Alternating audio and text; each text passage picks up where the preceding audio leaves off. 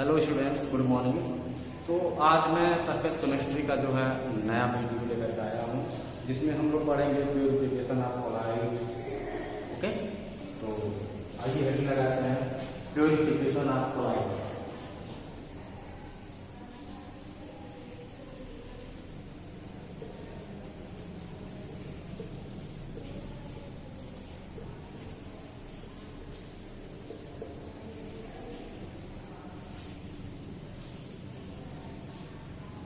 Purification of colloids. बच्चों, purification का मतलब होता है कि इसमें जो सॉल्युबल या डिजॉल्व इम्प्योरिटीज होती है उनको रिमूव करना, उनको अलग करना। ओके,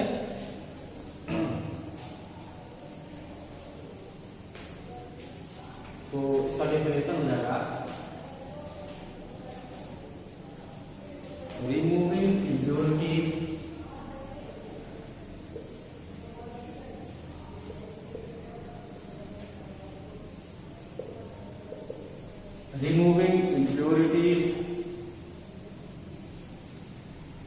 from colloids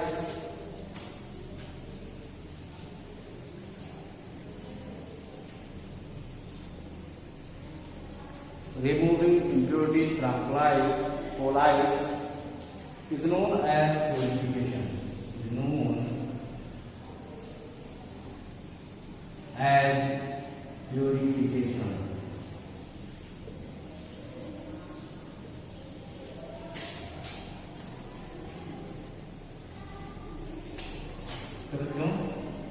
कोलाइड में जो इम्प्योरिटी डिजॉल्व होती है, उस इम्प्योरिटीज को सेपरेट करने का जो प्रोसेस होता है उसको हम प्योरिफिकेशन बोलते हैं। ओके, तो इसके कई मेथड्स होते हैं बच्चों। सबसे पहला मेथड है बच्चों डायलिसिस। पहला मेथड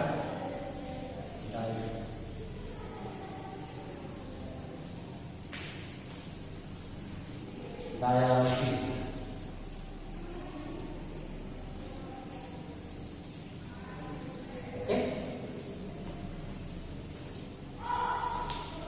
ये क्या होता है बच्चों?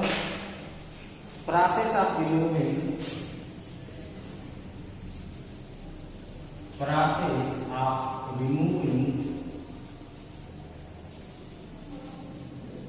dissolved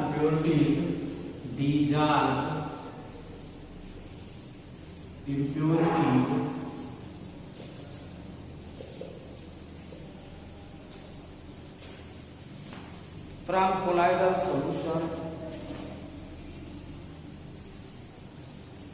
from colloidal solution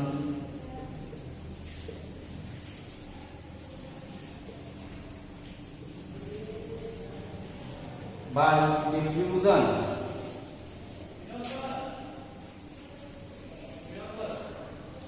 diffusion through a membrane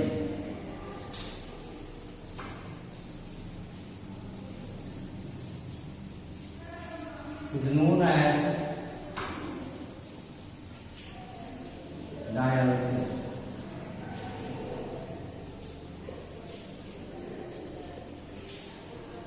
okay, तो बच्चों कोलाइडल सॉल्यूशन में डिजॉल्व्ड इम्प्योरिटीज को दूर करने के लिए हम मेम्ब्रेन यूज करते हैं।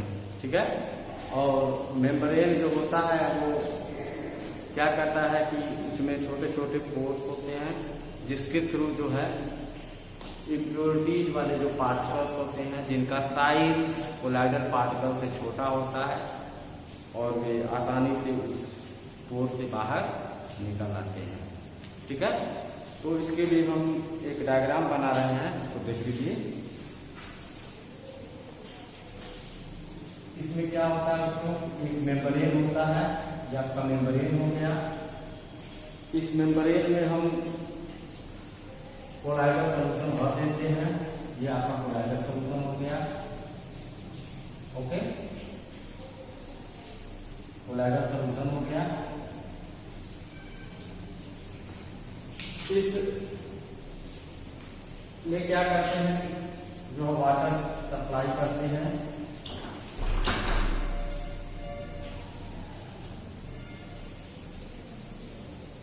एक रास्ते में वाटर इंटर करता है, दूसरे रास्ते वाटर आउट होता है।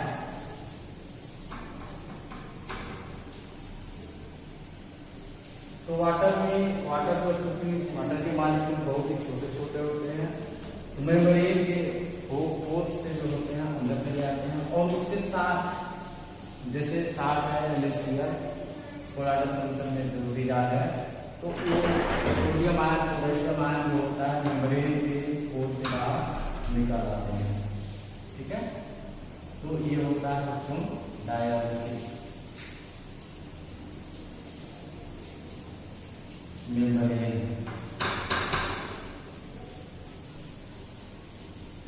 Colloidal solution.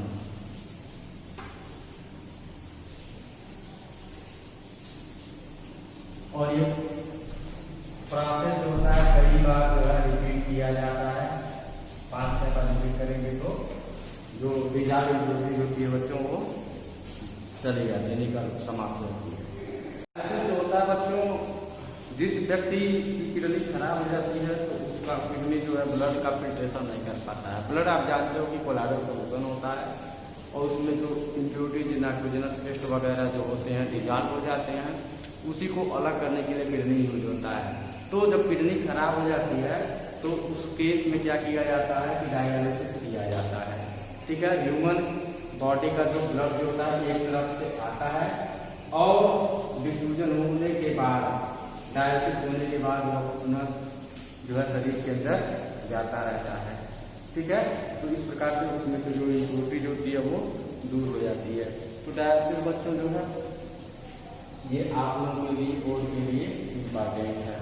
ठीक, यहाँ पर जो डिफ्यूजन होता है वो पैसिव डिफ्यूजन होता है। कैसा डिफ्यूजन होता है? पैसिव।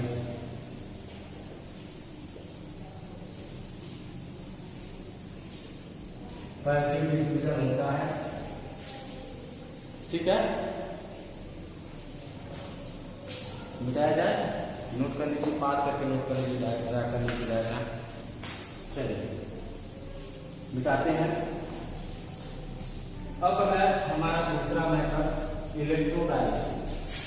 इलेक्ट्रोडायलिसिस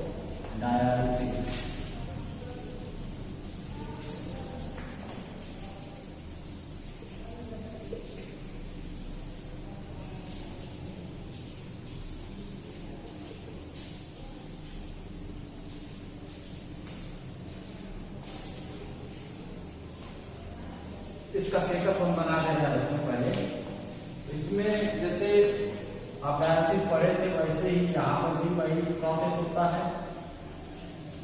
अंतर क्या होता है? इसमें इलेक्ट्रोड लगा दिया जाता है।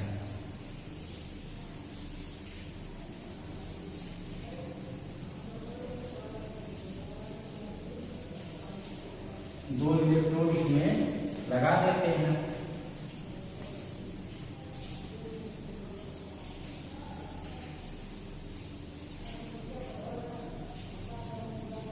इधर से वाटर रिटर्न कर रहा है, मतलब इधर से वाटर एग्जिट कर रहा है।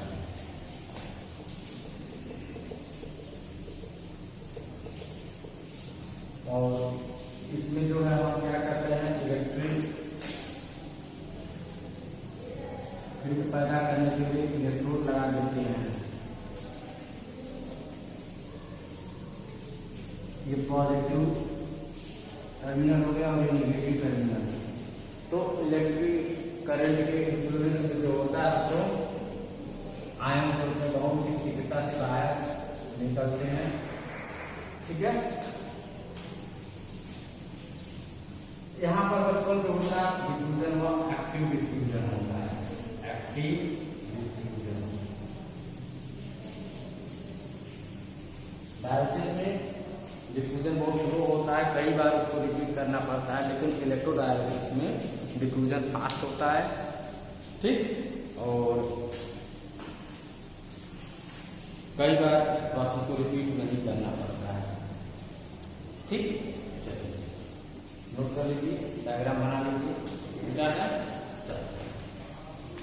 तो तीसरा मेथड है बच्चों हमारा अल्ट्रा फिल्ट्रेशन।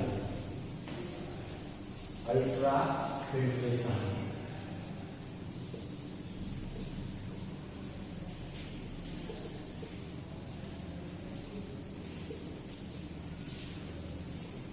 अल्ट्रा मीन्स होता है बच्चों फाइन,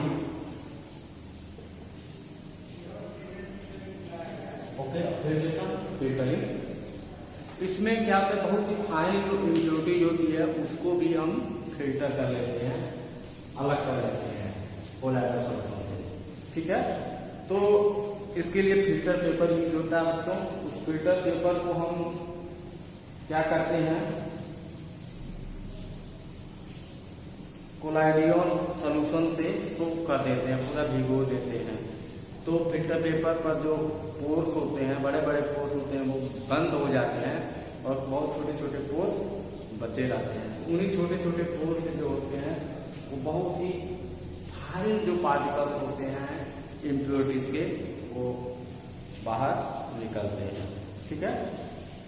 तो इसका डेफिनेशन लिख लीजिए थोड़ा सा ट्रांसपोर्टेशन का। Isolation of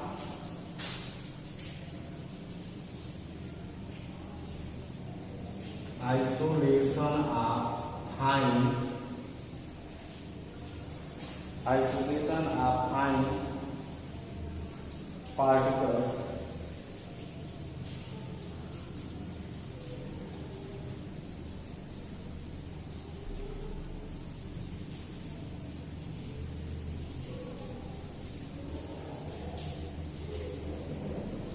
by filter paper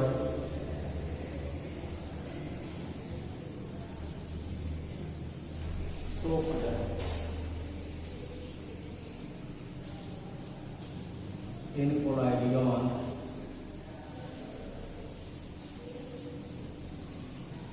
solution is known as ultrafiltration.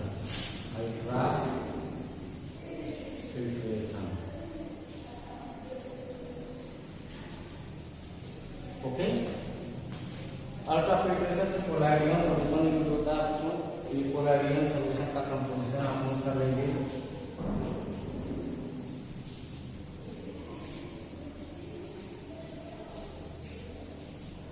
कोलाइडियन solution जो होता है 4% nitrocellulose, 4% nitrocellulose plus ether plus alcohol.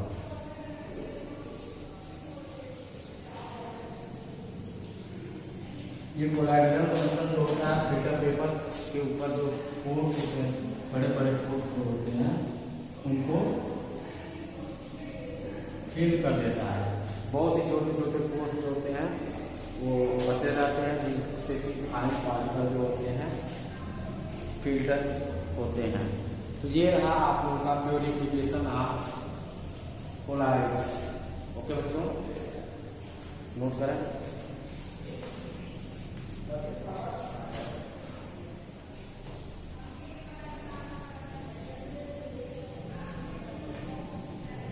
मिटाना है, मिटाना है। चलिए अब हमारा अगला टॉपिक होगा बच्चों properties of colloidal solution. Properties of colloidal solution, colloidal solution के प्रॉपर्टीज।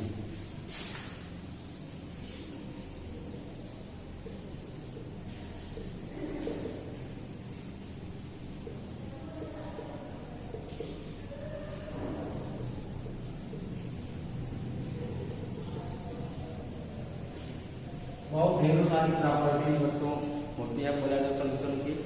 तो सबसे पहली प्रॉपर्टी जो है आप लोगों को colligative property.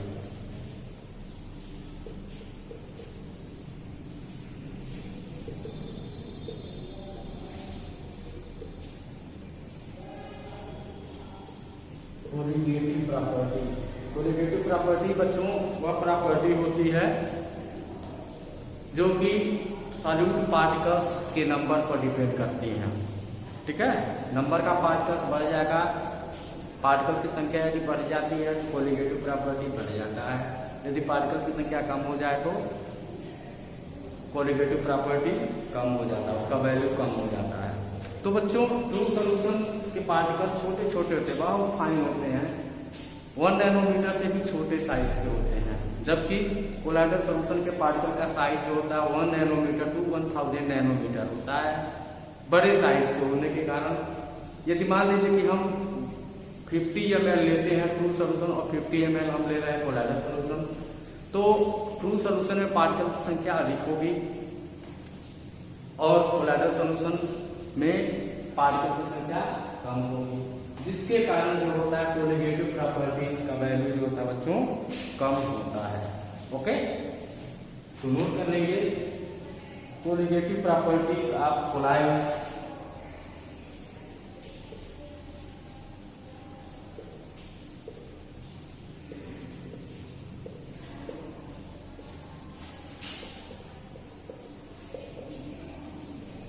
Colligative property of colloids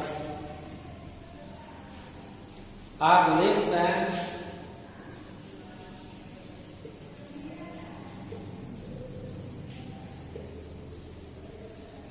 that of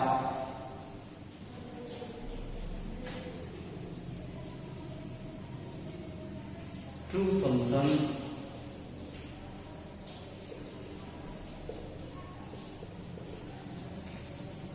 because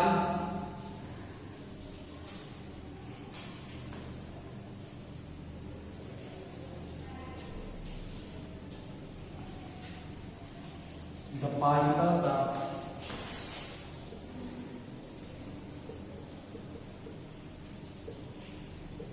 colloids are larger than true solution.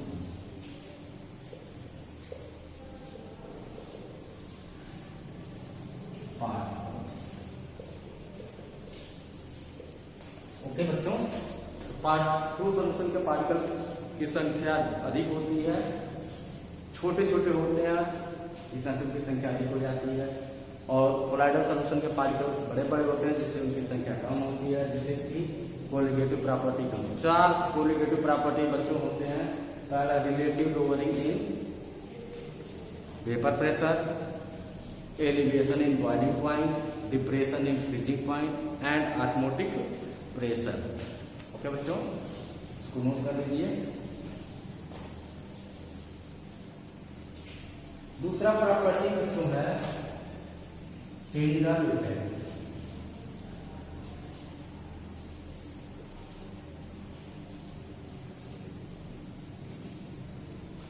Tyndall effect, scattering of light.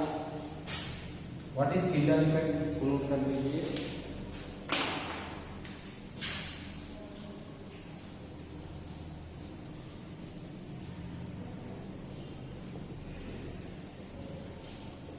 Scattering of light by particles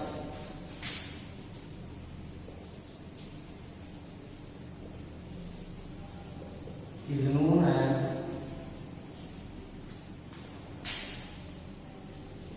Tyndall effect.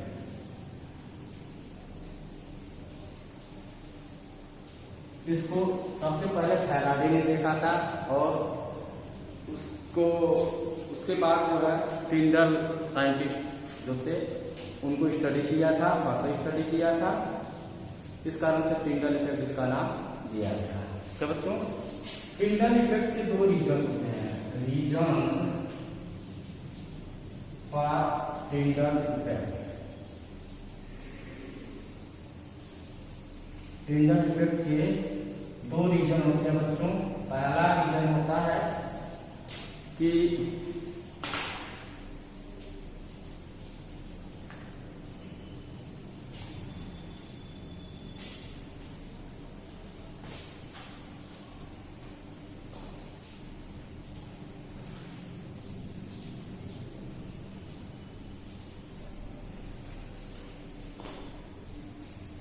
there is no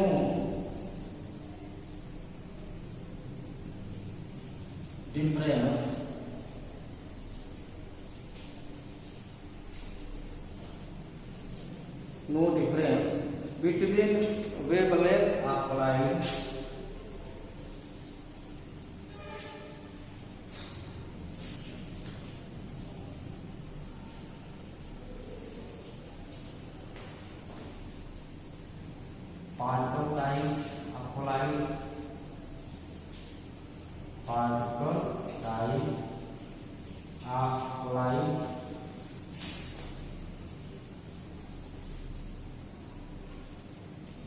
and wavelength of light. Wavelength of light.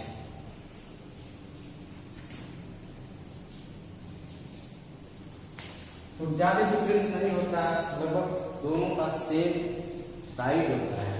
जो light होते हैं बच्चों visible light, ठीक है, उनका wavelength होता है visible light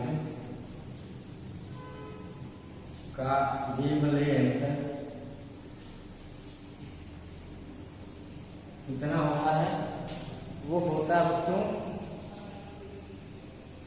700 nanometre. 700 nanometre होता है। ओके, जबकि पार्टिकल साइज जो होता है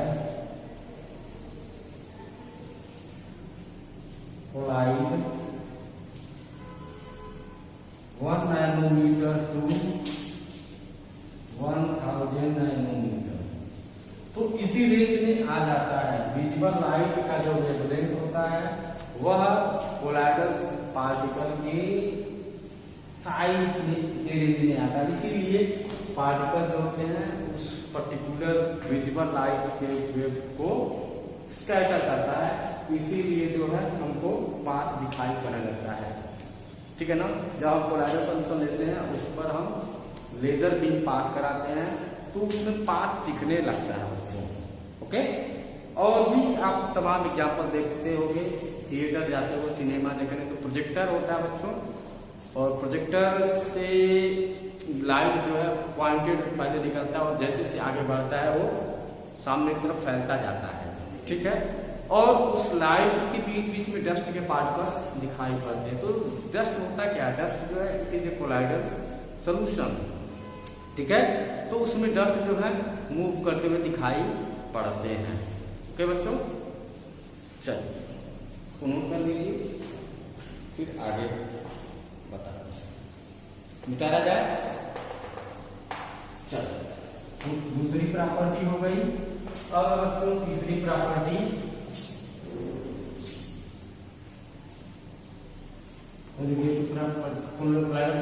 तीसरा प्रॉपर्टी आपका है colour.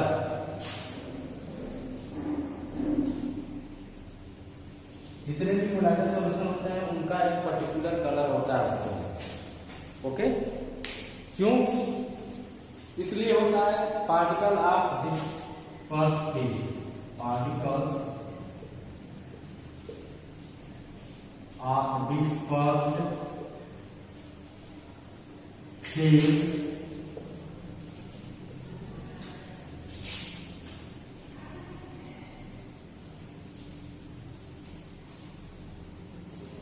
scatter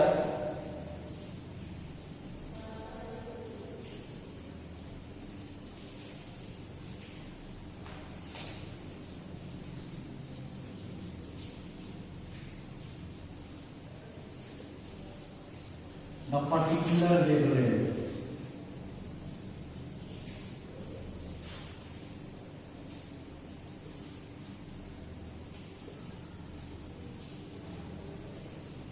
Hence,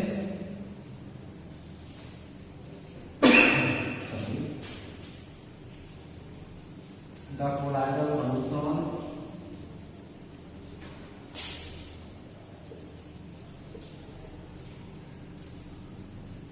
has a particular color.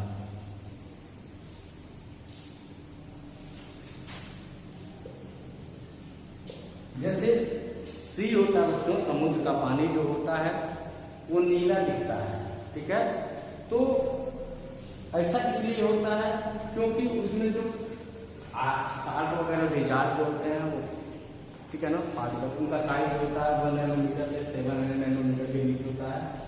और जो ब्लू लाइट होता है उसका वेवलेंथ भी उसी रेंज में आता है, तो उसको वो स्कैटर करता है। ठीक है, इसीलिए वो जो है ब्लू कलर का दिखता है। ठीक, ऐसे ही जो होता है सनराइज सनसेट के समय जो है रेड कलर का दिखाई पड़ना, ये भी जो होता है बच्चों इसी कारण होता है। अगला है ब्राउनियन मूवमेंट। Brownian movement.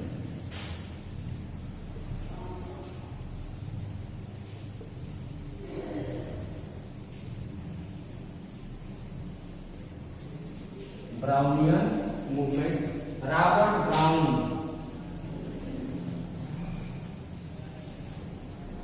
एक फेमस बॉटनिस्ट है जिन्होंने न्यूक्लियस की डिस्कवरी किया था। उन्होंने ही इस मूवमेंट को देखा था। उसमें क्या होते हैं, क्लोराइड के पार्टिकल जो होते हैं हमेशा मूव करते रहते हैं।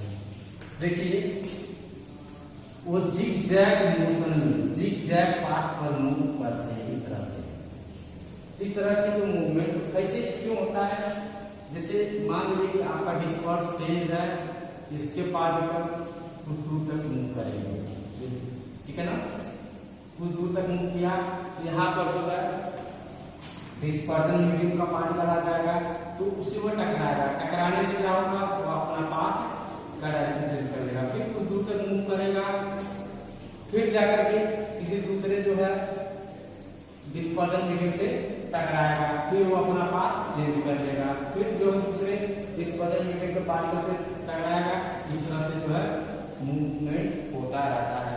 इस प्रकार के zig zag movement, zig zag motion of particles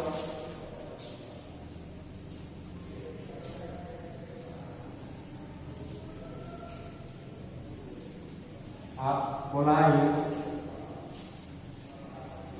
is known as Brownian motion।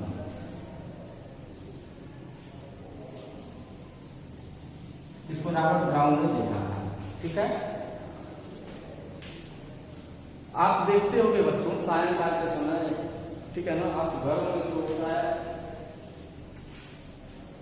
Windows होते हैं, विंडो से सनलाइट आता है, तो जिस रास्ते से सनलाइट आता है उस पाथ में डस्ट के पार्टिकल होते हैं कि ये मेरे पाथ पर जिग जैग वे में मूव करते हुए दिखाई पड़ते हैं।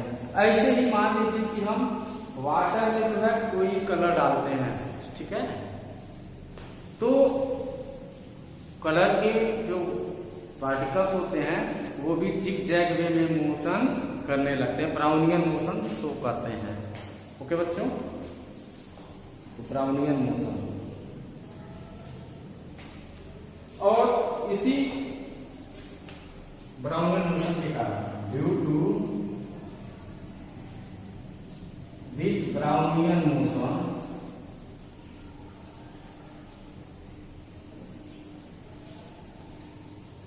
colloidal solution do not settle।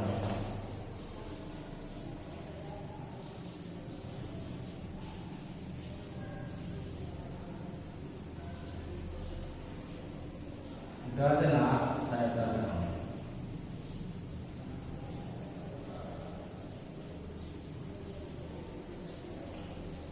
Okay, हमेशा चलते रहते हैं। जबकि सस्पेंशन में सस्पेंशन के जो पार्टिकल होते हैं वो मूव नहीं करते हैं, हाई हैवी होते हैं, ग्रेविटी के कारण जो है बॉटम में सेटल डाउन हो जाते हैं। इतने छोटे होते हैं उनको दिखाई ही नहीं पड़ते हैं। तो ये रहा आपका ब्राउनियन मोशन। नोट करने के लिए फिर फिफ्थ जो है हम बताते हैं, मिटा दें, चलिए fifth property,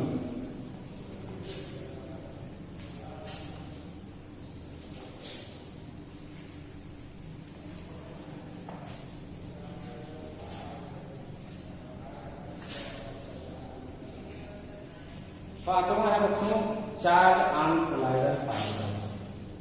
charge on colloidal solution,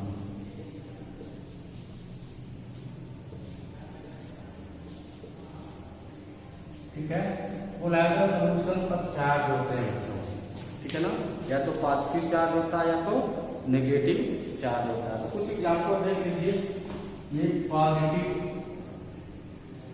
solve देख लीजिए और यहाँ पे नेगेटिव सॉल्व, ठीक है। इनके कुछ एग्जाम्पल कोलाइडल सॉल्यूशन, ठीक है। तो पॉजिटिव सॉल्व जो होते हैं बच्चों बेसिक डाई, जितने भी एसिड डाई होते हैं वे सभी पॉजिटिव सॉल्व होते हैं। जैसे कि मेथिलीन ब्लू,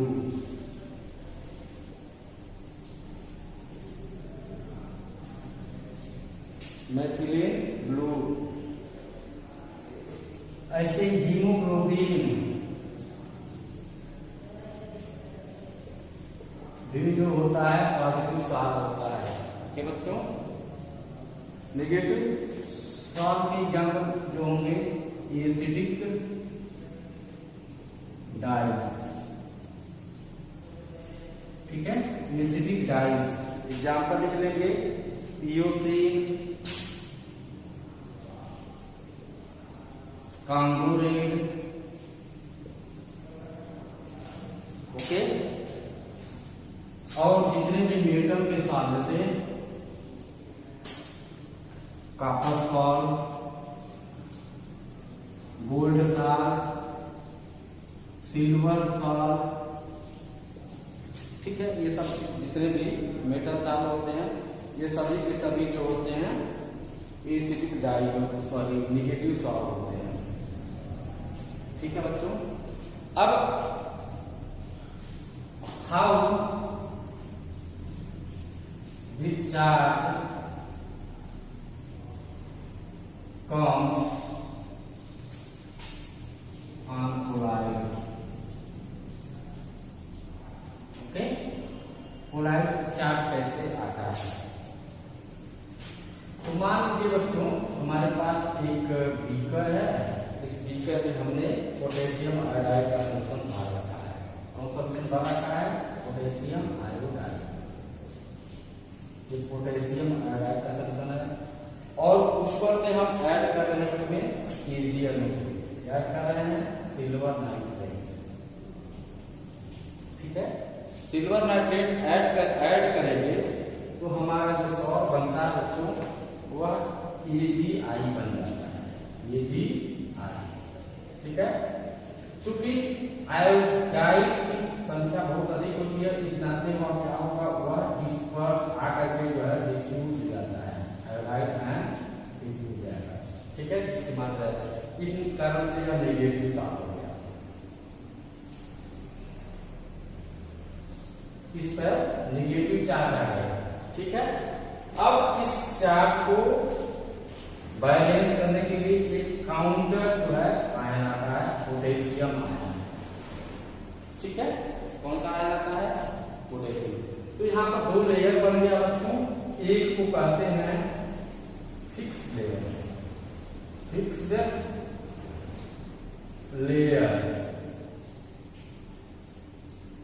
ठीक है ना, और दूसरे को कहेंगे बच्चों diffused layer, diffused,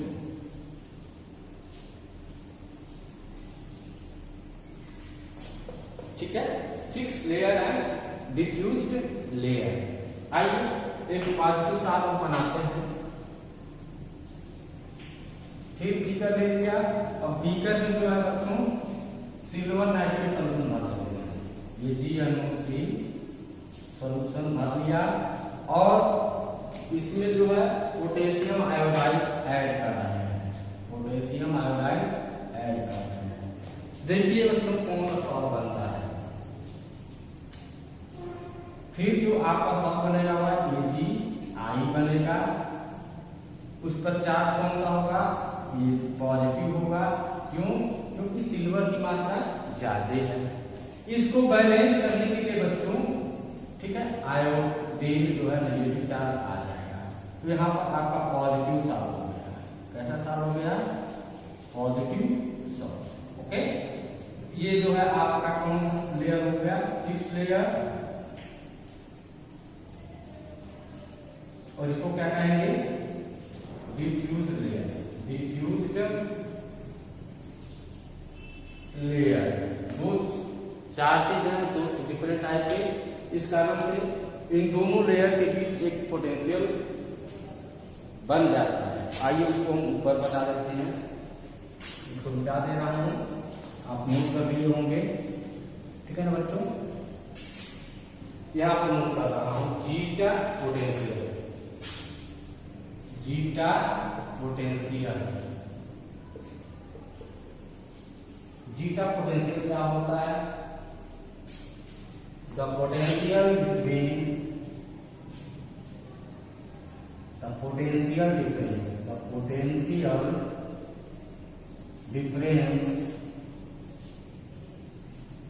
between fixed layer and diffuse layer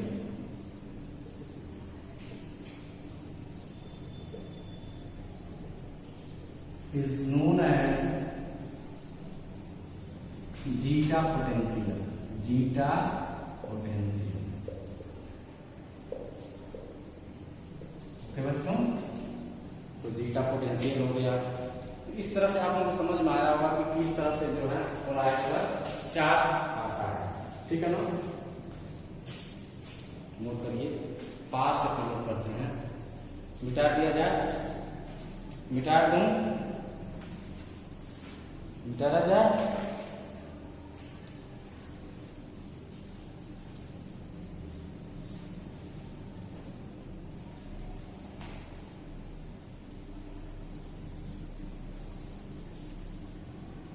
चलिए, तो फिफ्थ प्रॉपर्टी हो गया charge on colloidal particle, colloidal solution. Sixth property जो है electrophoresis. Electrophoresis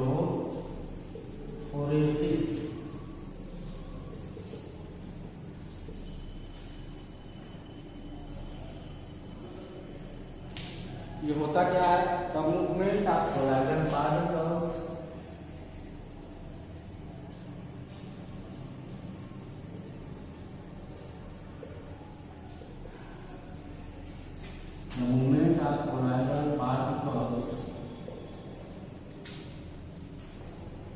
okay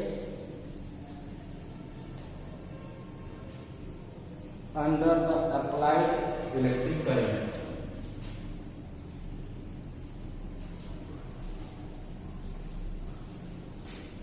Applied electric current is known as, is called electrophoresis.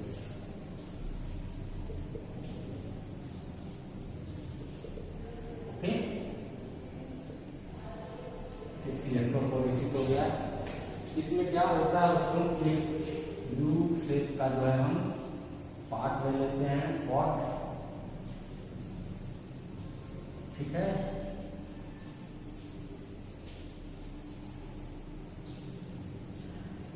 ये U shape का हो गया। इसमें हम दो इलेक्ट्रोड डाल देते हैं बच्चों। एक पॉजिटिवली चार्ज इलेक्ट्रोड हो गया और ये निगेटिवली चार्ज इलेक्ट्रोड हो गया। इसमें हम भर देते हैं कोलॉइडल सॉल्यूशन। क्या भर दिए? Colloidal solution. ठीक है,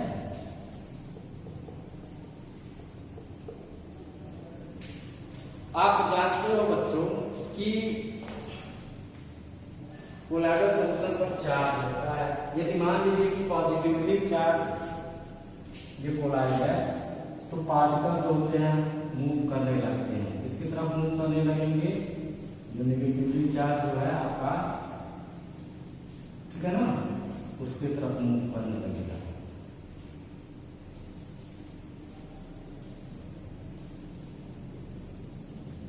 तो इस तरह से जो है पूरा जो है पार्टिकल्स होंगे नेगेटिव टर्मिनल पर आकर के सेंटर डाउन हो जाएंगे। ठीक है, यहां से जो है ये मूव करेगा,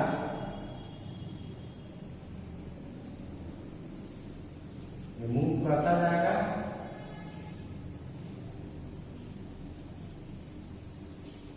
इस तरह से मूवमेंट होने लगता है। इसी मूवमेंट को the movement of colloidal particles under applied electric current is known as electrophoresis. Okay, note करिए, डायग्राम बना दीजिए। हो गया? मिटा रहा? चलो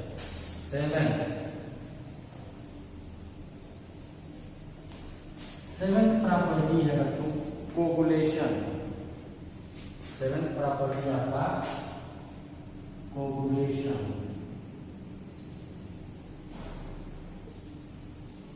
इसको प्रेसिपिटेशन भी कहा जाता है, प्रेसिपिटेशन भी कहा जाता है, कोगुलेशन या precipitation.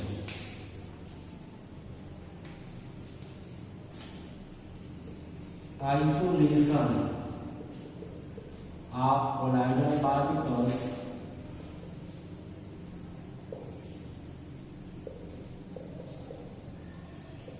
is known as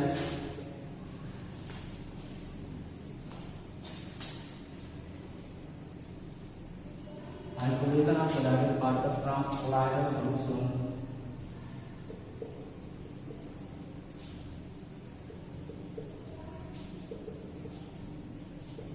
is known as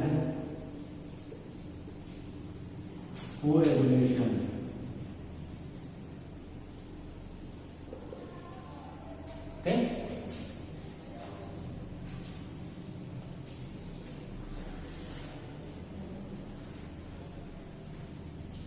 बच्चों कोएगुलेशन के लिए बहुत सारे मेथड्स यूज किए जाते हैं। Several methods are used for coagulation such as, कुछ मेथड नीचे बताया जा रहा है। बॉयलिंग का बच्चों बॉयल करें तो अलग हो जाते हैं कोलाइडल पार्टिकल्स। रिपीटेड डायलिसिस करा दें तो भी हो जाता है अलग। ठीक है, बाई एडिंग अपोजिटरी चार्ज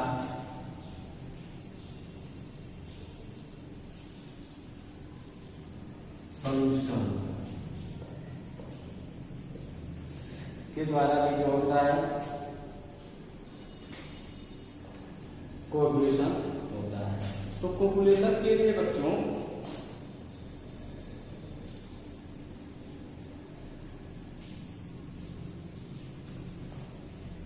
जो हम अपोजिटरी चार्ज सॉल्यूशन जो ऐड करते हैं, इसलिए कोगुलेशन के लिए उसको हम कहते हैं प्रॉक्युलेटिंग आयन। प्रॉक्युलेटिंग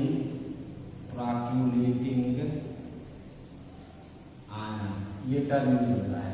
अपोजिटरी चार्ज सॉल्यूशन को प्रॉक्युलेटिंग आयन कहा जाता है। ठीक है, जैसे मान लो बच्चों, मान लो हमारे पास नेगेटिव सार है, उसको कोगुलेट करना है। क्या करना चाहते हैं? कोगुलेट करना चाहते हैं। तो क्या करेंगे? ऐड करेंगे हम। ठीक है, पॉजिटिव प्रॉक्युलेटिंग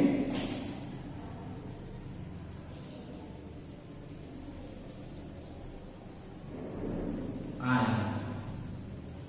ठीक, तो कोगुलेशन हो जाएगा।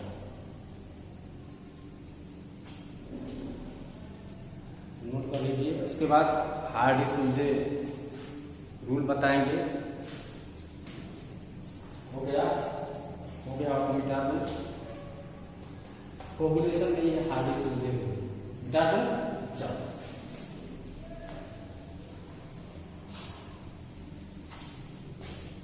आइए हेडिंग लगाइए बच्चों, हार्डी सूजे rule. Hardy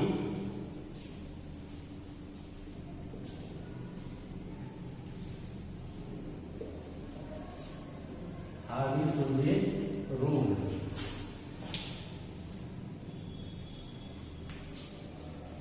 greater the valency of greater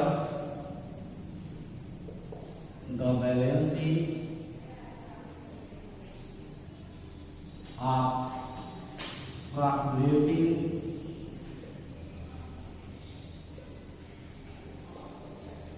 ions added, okay,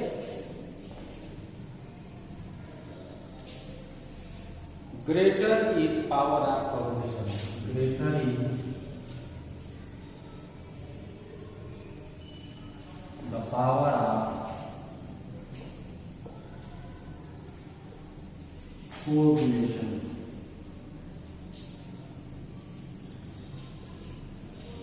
ठीक है, यही हार्डी सूझे रूल है। कोगुलेटिंग आयन पर जितना ज्यादा चार्ज होगा उतनी ही ज्यादा वो कोगुलेटिंग पावर रखता है। जैसे मान लीजिए हमारे पास नेगेटिव चार्ज है तो उसको कोगुलेट करना है, हमारे पास आयन कई तरह के होंगे। जिस आयन पर जितना ही ज्यादा चार्ज होगा वह उतना ही बेहतर कोगुलेटिंग पावर रखता है। ठीक है,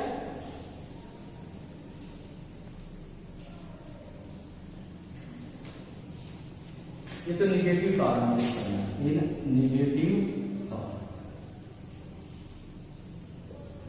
ठीक है, यदि मान लीजिए पॉजिटिव सॉल्व है उसके लिए क्या होगा बच्चों,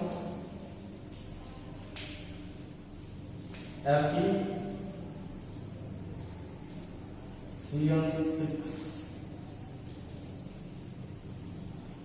-4 चार्ज,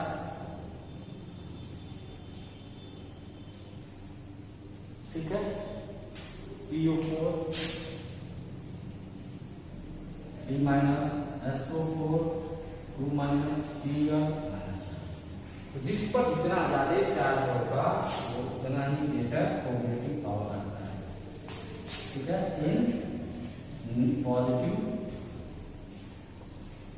सॉल्ट्स। एक चीज और बच्चों एनसीईआरटी में आ जाता है, what modification can be done in Hardy Schulze rule. What modification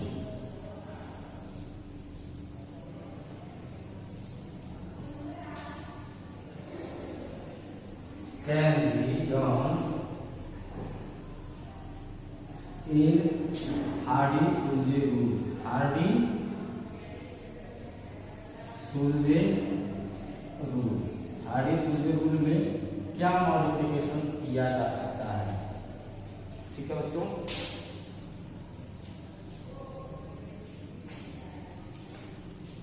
size of coagulating ion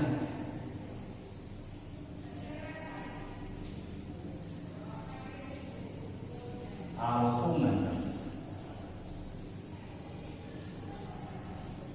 Okay,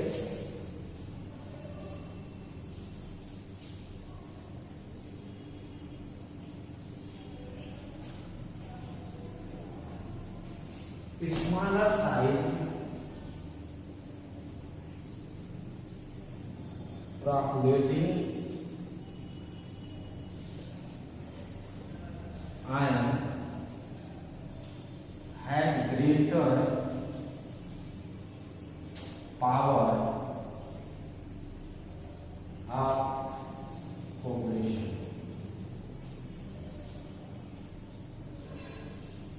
ठीक है, कोगुलेटिंग आयन का साइज जितना छोटा होगा उसमें उतनी ही बेहतर जो होती है कोगुलेशन की पावर होती है। ठीक है बच्चों, तो ये रहा कुछ प्रॉपर्टीज। ठीक है, हो गया और मिटा दिया जाए, पास करके चलो।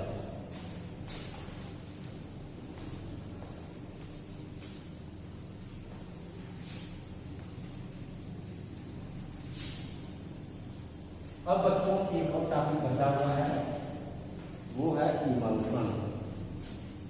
हेडिंग लगा लीजिए इमल्सन।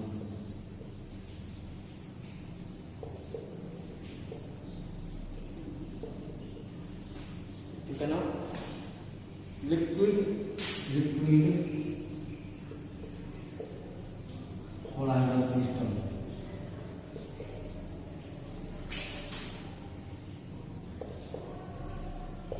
डिस्पर्स फेज और डिस्पर्सल मीडियम दोनों लिक्विड स्टेट में होते हैं, उसको हम इमल्सन बोलते हैं।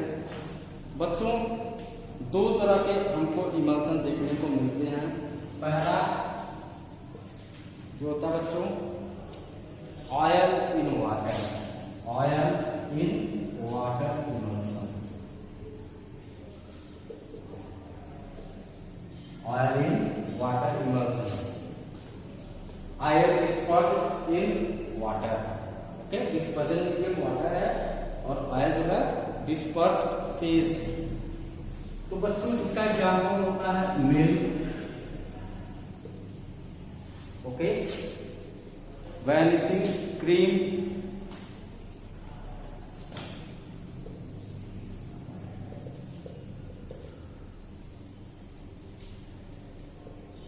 ETC।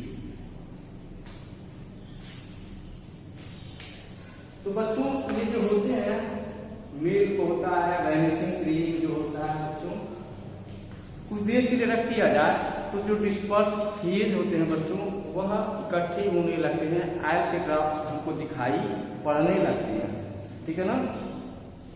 इसलिए यह अनस्टेबल होता है। Oil in water emulsion is unstable.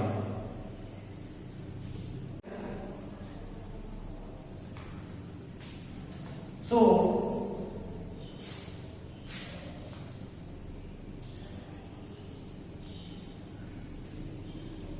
Stabilising agent, stabilising agent क्या यूज करते हैं? Stabilising agent, detergent is used to stabilise.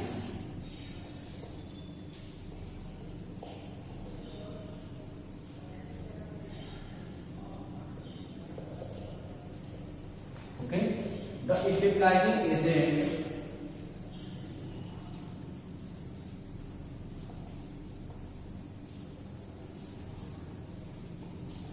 is also known as emulsifying agent, emulsifying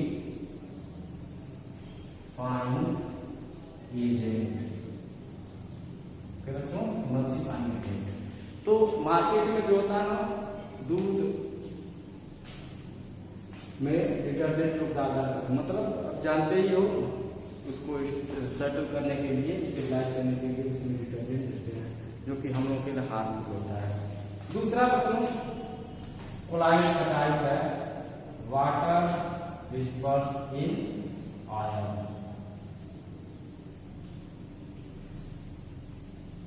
okay, इसका एग्जाम्पल होगा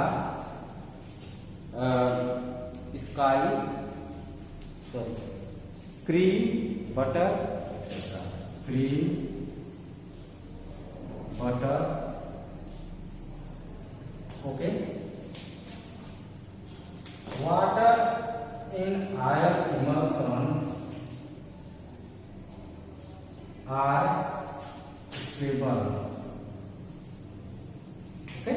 ये स्टेबल होते हैं, इनमें इमल्सिफाइंग एजेंट डालने की आवश्यकता नहीं पड़ती है। नोट करो, हो गया? कुछ हो गया हो तो मिटाया जाए। चलिए,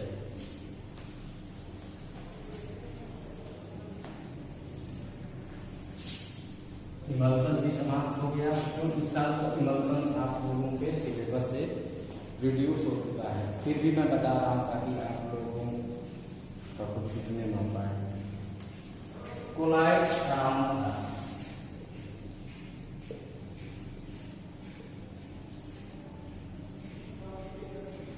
हमारे चारों तरफ कोलाइड किस किस रूपों में देखने को मिलता है? तो बच्चों स्काई भी कोलाइड होता है, फॉग क्या चल रहा है, फॉग चल रहा है। यदि कोलाइड होता है मिस्ट, रेन रिकोलाइड होता है। ओके, ऐसे ही मिल्क कोलाइड होता है, ब्लड कोलाइड होता है। ओके, सॉइल बेटा बच्चों कोलाइड होता है। स्मोक जो दिखाई पड़ता है वो भी कोलाइड होता है। ठीक है, ये सब कोलाइड होता है।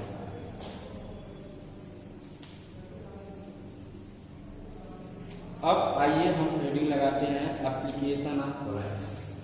Application of colloids. तो कोलाइड्स के बहुत सारे एप्लीकेशंस होते हैं। पहला होता है इन इलेक्ट्रो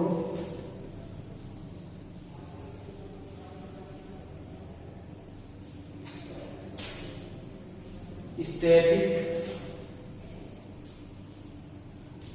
प्रेसिपिटेटर।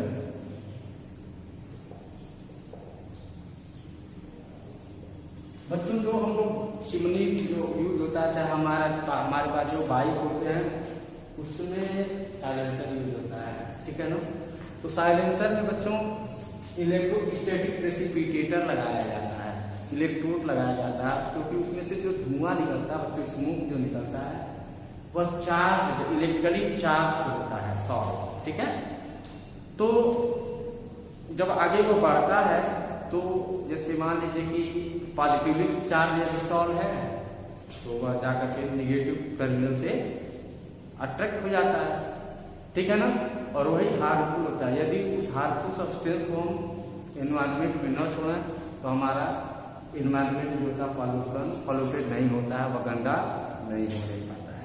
ठीक, ऐसे चिमनियों में जो होते हैं इलेक्ट्रोड लगा दिए जाते हैं और उसमें से जो निकलने वाला जो चार्ज स्मोक होता है, सॉल्व होता है, वह अटैक कर लिया जाता है। और वही जो होता है हार्मफुल होता है, जानते ही हैं, तो हार्मफुल जो गैस होता है वो बाहर नहीं निकलने पाता, तो एयर पोल्यूशन से हम बच जाते हैं। दूसरा है बच्चों in purification of drinking water.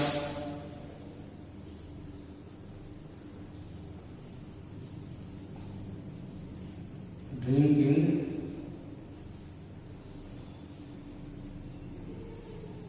पानी है बच्चों, तो उसको पीले लायक बनाने के लिए उसमें पोटास एलम डाल देते हैं। वो क्या करता है, कोगुलेशन कर देता है। ठीक है, कोलाइडल जो सॉल्यूशंस होते हैं उनको सेटल डाउन कर देता है, आइसोलेट हो जाते हैं और वो हमारा वाटर जो है लेवल ड्रिंक हो जाता है। ओके, तीसरा जो होता है मेडिसिन, मेडिसिन के रूप में मेडिसिन्स। ठीक है ना, मेडिसिन के रूप में भी कोलाइड यूज होते हैं। जैसे colloidal antimony, colloidal anti money जो होता है बच्चों, वह काला आजार में यूज होता है। इसमें यूज होता है काला आजार बीमारी में ट्रीटमेंट यूज होता है। आर्जिनॉल जो होता है वह इंट्रामस्कुलर इंजेक्शन में यूज होता है। सॉरी, आई ड्रॉप्स में, eye drops, ear drop argyrol use होता है। ऐसे ही बच्चों कोलाइडल गोल्ड जो होते हैं, कोलाइडल गोल्ड इंट्रामस्कुलर इंजेक्शन में होता है। इंट्रा मस्कुलर इंजेक्शन स्पेशली बच्चों को ये दिया जाता है, तो उसमें कोलाइडल गोल्ड होता है। ठीक है, ऐसे ही मिल्क ऑफ मैग्नीशिया,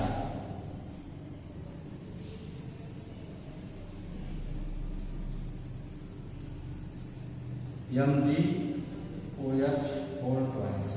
इसका यूज होता है बच्चों एसिडिटी में किया जाता है, एसिडिटी को दूर करने में। ओके, चौथा जो है इसका एप्लीकेशन सोप इंडस्ट्री में होता है। सोप में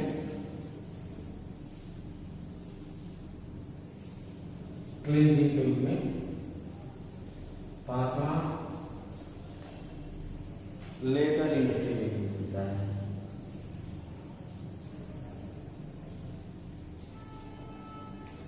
और ढेरों सारे होते हैं इसके एप्लीकेशन होते हैं। आप किताब पढ़िए और इसको रीड करिए। एक बार जो है आप NCERT का बुक उठाइए, उसको अच्छी तरह से पढ़िए, पूरा जो है आसानी से समझ में आ जाएगा। यदि कुछ समझ में नहीं आता है तो आप हमें कमेंट बॉक्स में क्वेश्चन लिखें, पूछें, मैं जरूर उसको रिप्लाई करने का प्रयास करूँगा। Thank you very much.